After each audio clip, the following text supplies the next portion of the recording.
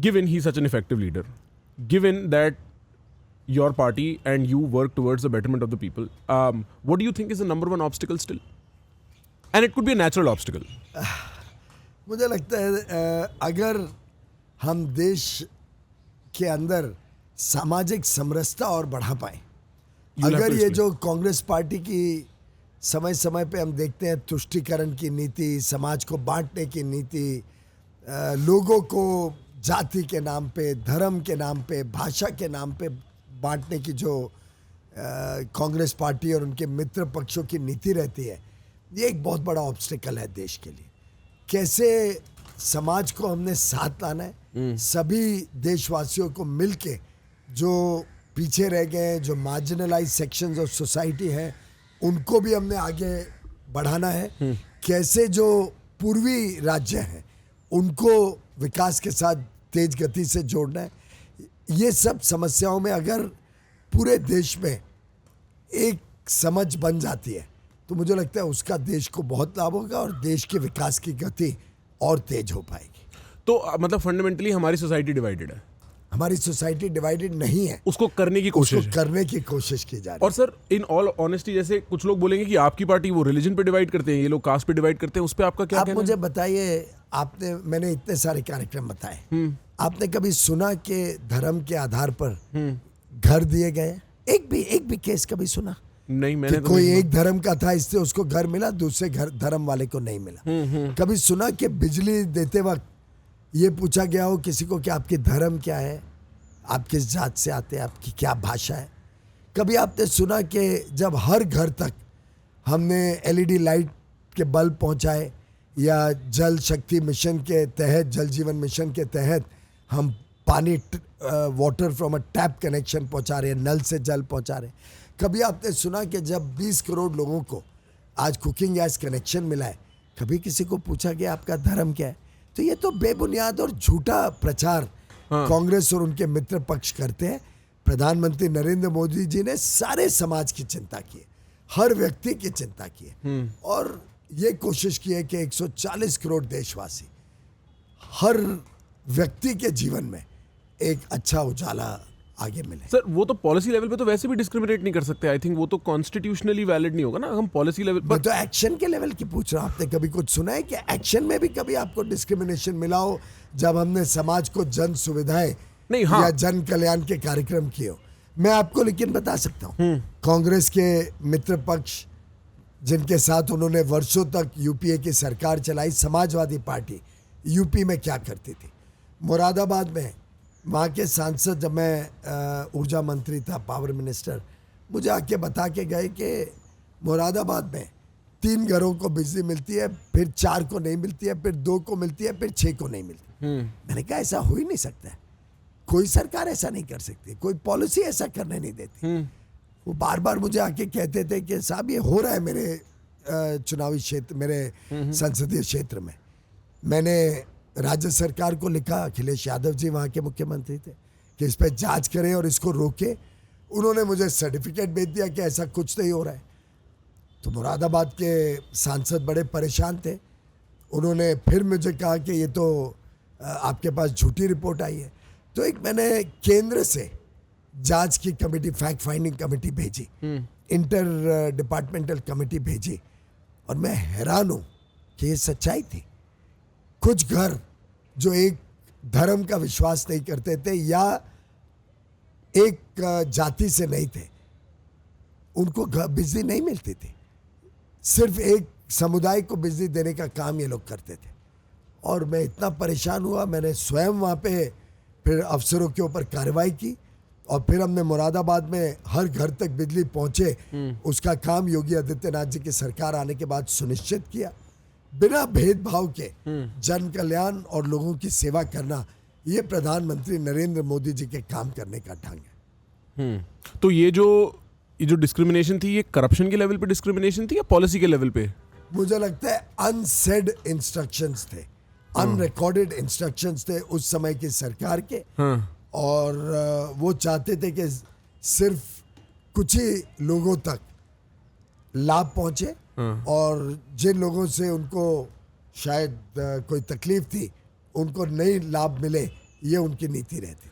क्योंकि सर मैं आपको फ्रैंकली एक बात बोलूँ, मेरे को ऐसा लगता है कि जो मेरा काम है ना, when I am talking to gentleman like yourself, वो बड़ा यूजलेस काम है, क्योंकि मैं कितना भी इंटेलेक्चुअलाइज कर लूँ और ऐसे इश्यूज़ की बात कर लूँ जो मेरे लिए मैटर करते हैं, चाहे वो एजुकेशन है, इंफ्रास्ट्रक्चर है, करप्शन है, फंडामेंटली ले दे के जब वोटिंग का टाइम आता है तब सब कास्ट और रिलीजन और ये लोएस्ट कॉमन डिनोमिनेटर के बेस पे वोट डलते हैं, और इसीलिए उस बेस पे स्ट्रेटेजाइजिंग होती है। नहीं, मैं इस बात से सहमत नहीं हूँ। आप कृपया करके हिम्मत मत हारिए और आप अपने काम को जारी रखिए। हाँ, वो तो आप करूंगा। अपने क्रूसेड को जारी रखिए जी। आप स्वास्थ्य की, एजुकेशन की, हेल्थ की, इक्वल अपॉर्चुनिटी की बात अवश्य करते रहिए।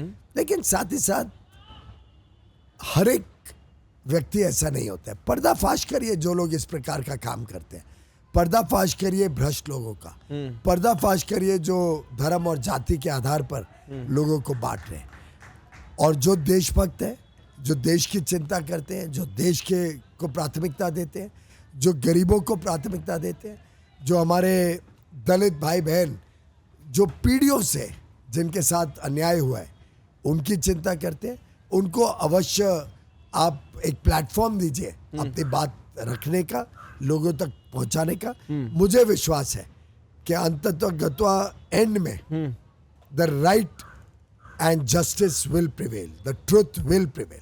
No, I follow that, but am I right in thinking कि जब इलेक्शन की बारी आती है तो जो प्रैक्टिकल रियलिटी है वो हमारी इंटेलेक्चुअल रियलिटी और मे बी अर्बन कंसर्न से बहुत अलग होके रिलीजन और कास्ट पे रह जाती है? नहीं, ये पूरी तरीके से सत्य नहीं है। मुझे लगता है कि अगर हमारी सबसे बड़ी कमी तो ये है कि पढ़े लिखे लोग, जिन लोगों को भगवान ने इस देश ने बहुत कुछ दिया, वो इस प्रकार की सोच में कि my vote does not matter, शायद पूरी तरीके से बाहर नहीं निकलते हैं।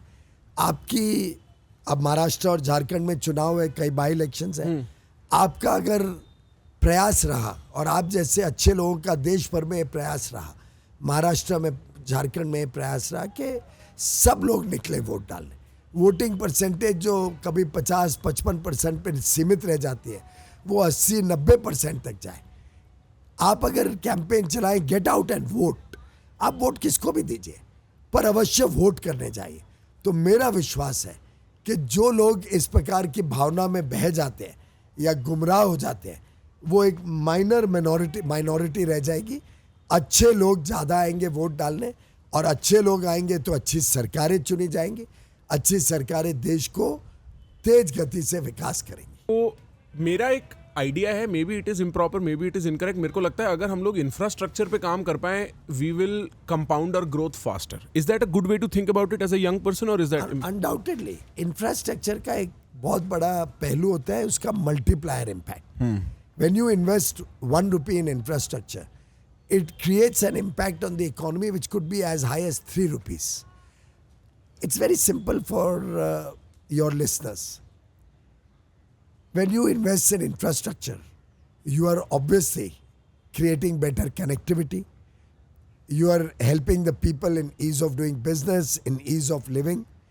But when you create that infrastructure, you are also providing jobs in a big way for all those who are involved in creating that infrastructure. When you give them those jobs, you are also supporting many industries: steel, cement, building construction material, wood, furniture, electrical equipment, air conditioners. The whole ecosystem creates a new demand. People who are working in all of these industries get further jobs. All these people who get jobs generate demand in the economy. That demand for goods and services further gives an impetus to the economy. When that demand creates, let's say, a demand for two-wheelers, for automobiles, it creates a greater demand for more infrastructure. When people have incomes, they spend on white goods, they spend on better clothes. That creates a demand in these industries. That demand further generates jobs. More industry comes up. More infrastructure is created. The taxes people pay help to fund public welfare programs, welfare for the poor. As their welfare increases, they also become demand aggregators. So it's a cycle. I call it a virtuous cycle of growth. And this virtuous cycle propels the Indian economy to faster growth and prosperity. So, sir, then talk to me. What are we doing for infrastructure? Well, India has seen a never before thrust on infrastructure in the last 10 years. In the last 10 years, we've doubled the number of airports we had. We had 74 operating airports. Today we have 150. In the next 5 years, this number is expected to increase to about 225. You've seen the Atal Setu, the Trans-Harbour link connecting Mumbai to the mainland. Have you had a chance to visit that? Probably, but not consciously. मतलब I कभी would गाड़ी वहाँ urge you, and I would urge all your viewers, if you get an opportunity, go and travel on Atal Setu. This has connected the island city of Mumbai to the mainland, opening up a vast amount of opportunities. And new jobs will be created, new infrastructure will grow over there, new businesses will come over there. The whole region in the hinterland of Mumbai will now expand and become a part of Mumbai.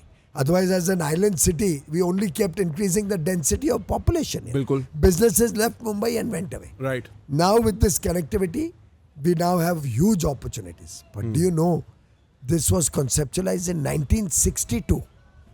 From 62 until 2014, this project never took off. Who conceptualized this? At some point of time, some master planners Sure. who were planning the Mumbai Urban development planners. plan Right. recognized that Mumbai, being an island city, will need to connect to the hinterland so that hinterland becomes an extended part of Mumbai. But for 50 years, we didn't see that happen. And look at the huge cost the nation has paid because of not developing the Atal Setu. 2014, Prime Minister Narendra Modi got elected.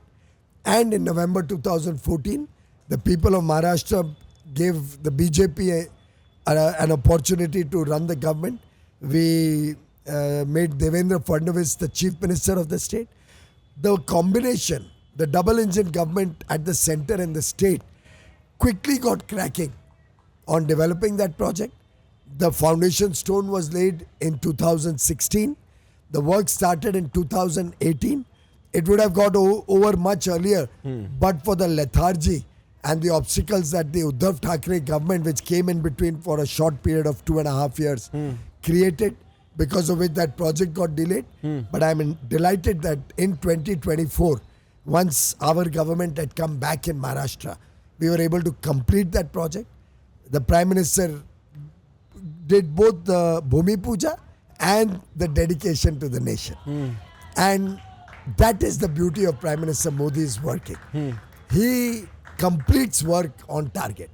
He gives that infrastructure thrust, regular monitoring, holds people accountable for the work they have to do, completes the project so that it starts serving the people of India. And now that has opened up a huge vista of opportunity for Mumbaikars and for Maharashtra's development. Delhi, have you seen Bharat Mandapam, Yes. where the G20 summit was held? Right. Did India have any infrastructure like that before 2014? No. The best we could do was Vigyan Bhavan. Right. And look at Bharat Mandapam. Today we have world-class exhibitions and conferences and seminars being held there.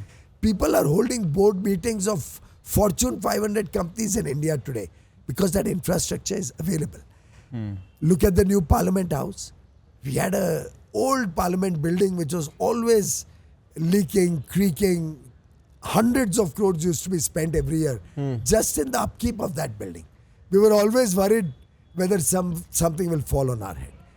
Prime Minister Modi completed a task that the nation had been working for the last 30 years. Many committees of parliament, many speakers of parliament, of the Congress party also, had suggested we should have a new parliament building. Prime Minister Modi started the work, got a design which is world class. We now have our own parliament building of independent India. We should have our own parliament. And it's also a cultural delight. If you visit parliament, you will see the rich culture and history of India on display in parliament. So we are really transformed the infrastructure story across the country. Samruddhi Highway from Nagpur to Mumbai. the Mumbai-Delhi connection. 12 hours. You can come from Delhi to Mumbai or go from Mumbai to Delhi.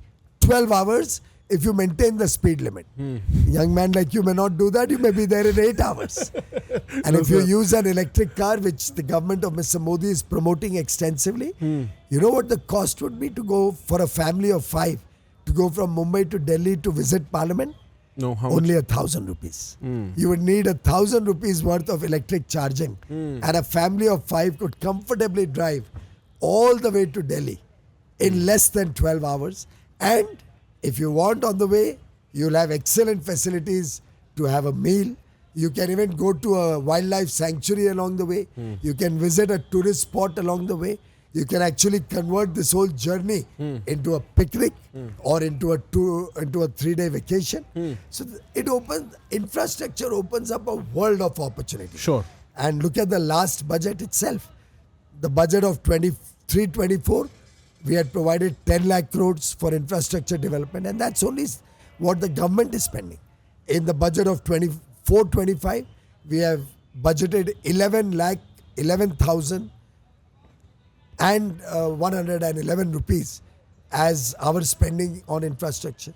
So Prime Minister Modi understands the transformational impact infrastructure has on the economy, in the lives of our people, and in promoting trade and business in India.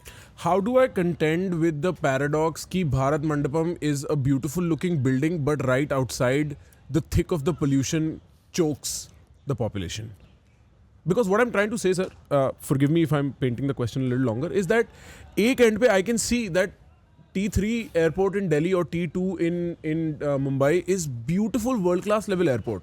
But आप बाहर निकलो and suddenly you are met with this shock. There is a paradox that exists जहाँ India का infrastructure का पूरा range दिख जाता है. How do we contend with things like that?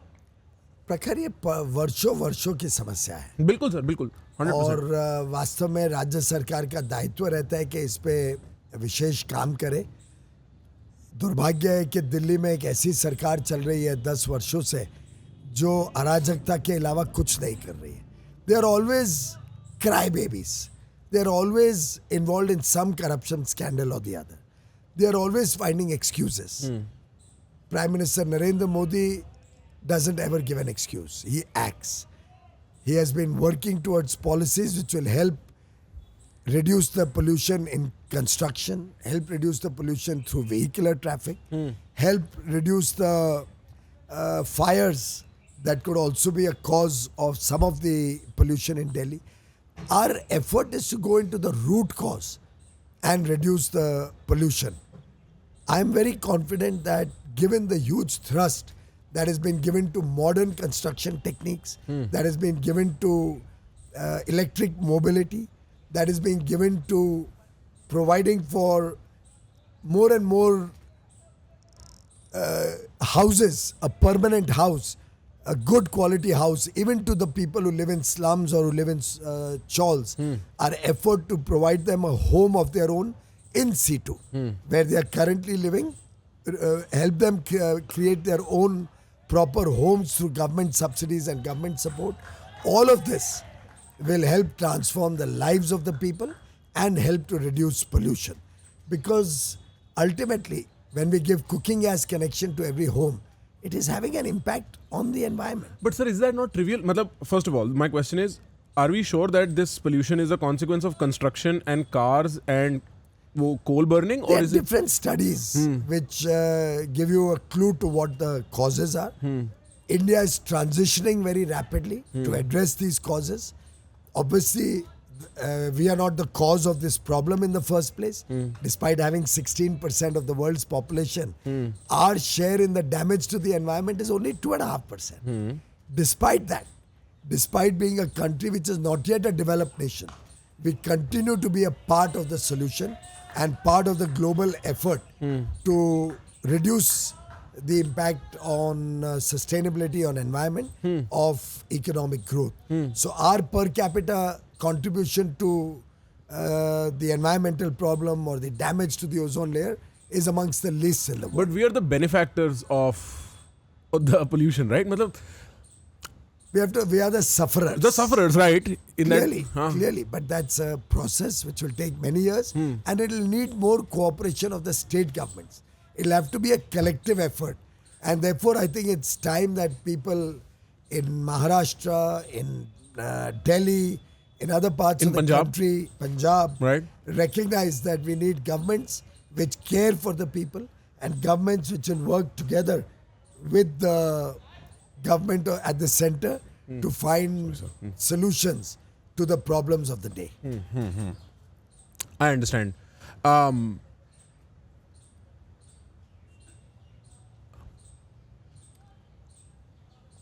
In that view, do you think that India is often a victim of revenge politics? मतलब अगर अब स्टेट गवर्नमेंट कोऑपरेट नहीं कर रही, उस चक्कर में हम लोग सांस नहीं ले पा रहे, इज दैट? नहीं, हमारी तरफ से तो कभी कोई आपकी रिवेंज तरफ से नहीं, पॉलिटिक्स in नहीं general? होता है।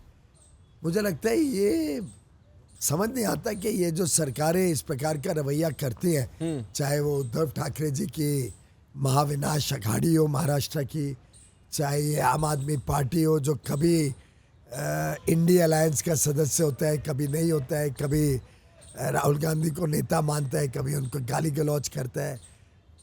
इस प्रकार की जो ये पार्टियां हैं और राहुल गांधी जी के स्वयं की जो बड़ी छोटी सोच है, जो नेगेटिविटी फैलाने के अलावा कुछ नहीं करती, और वो तो विदेश में जाके भी भारत के बारे में नेगेटिविटी फैलाते हैं।